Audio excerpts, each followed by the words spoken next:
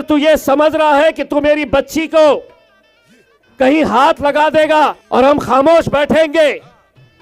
अगर तू हमारे सामने होता तो तेरा हाथ तोड़कर दूसरे हाथ में दे डालते हम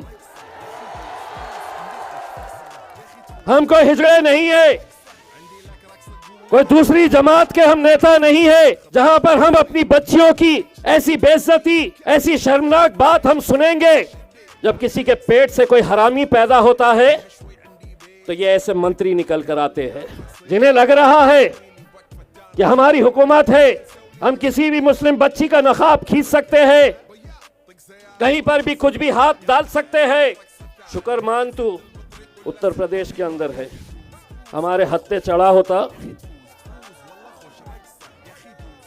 चाचा हम किसी को नहीं छोड़ते हैं, इनके बाप को नहीं छोड़े हमने, तो ये क्या चीज है इसके अंदर।